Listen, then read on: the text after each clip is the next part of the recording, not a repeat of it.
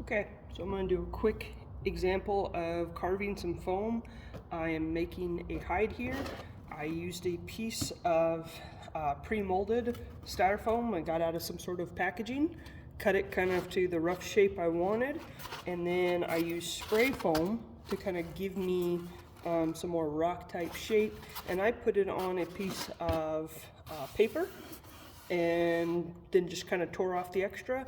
I'm really not worried about it. It's going into a dry hide, so even I could carve that off. I'm just going to leave it because once it's covered in dry lock, it's going to be basically sealed anyway. I'm not concerned about it rotting or compromising the structure.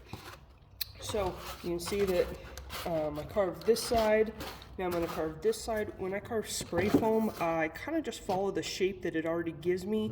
You can see that it kind of creates these messy, kind of sloppy layers. Rather than try and specifically shape a rock, what I do is just try and remove the shiny bit. Don't mind me, I don't usually cut myself. So I'm basically just going to kind of start peeling back some of these layers, following the general shape of the foam.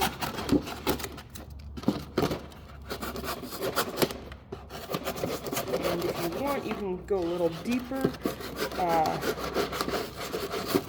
kind of create more of a flat site. I don't worry too much about these little pockets. One thing the dry lock does do very well is it actually covers even the shiny foam pretty well. I'm not sure how it would hold up like in a humid terrarium. In a dry terrarium, it doesn't seem to matter too much. However, I don't like the bubbly look. It doesn't really match most rock formations, specifically in deserts, which is kind of what I'm emulating here.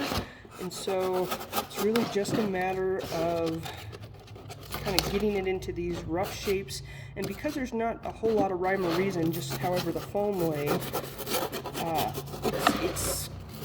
it actually creates kind of a nice random look, which is great for shaping rock. When we try and kind of build our own rocks, which I also have done, but it's hard to get it looking really random, and in the end it kind of looks like you shaped a rock. Whereas this way really looks kind of like, reminds me a lot of like kind of a jumble of rocks or a cut bank on the side of a road, because it's just kind of lays whichever way it happens to be cut. And then you can, after you kind of get kind of the rough shape you want, you can add in kind of some definition. So like right here, maybe this is a piece and then we're going to separate it from this piece.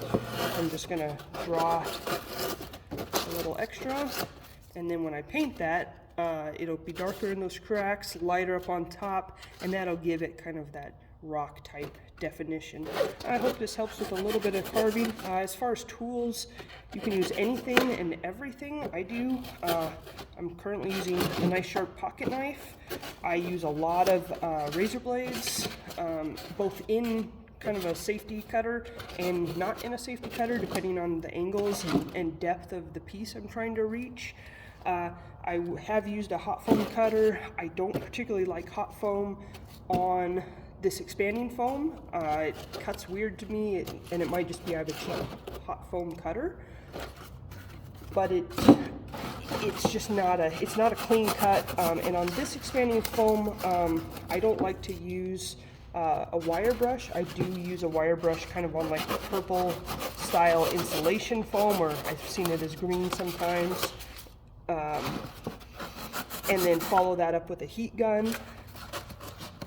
The heat gun should not be used on the expanding foam. It just smokes and burns, and the wire brush to me leaves it looking really, really fuzzy, so I don't like that look at all, aside from the wire brush being really messy. But it does give you a lot of texture for a large area if that's something you needed. But I experiment. I use all the different things. Often I use whatever happens to be in my hand at the moment or closest to my hand. So I do recommend just trying it out. Don't be afraid of mess. And really, if you cut too much off and you don't like it or you compromise your structure, you can put it back down and spray another layer.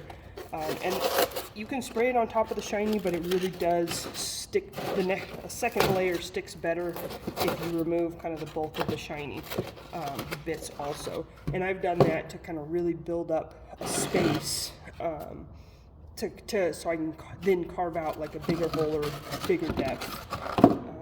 Anyway, hope this helps. I will try and do a few more little videos kind of as I progress on these pieces. Happy carving!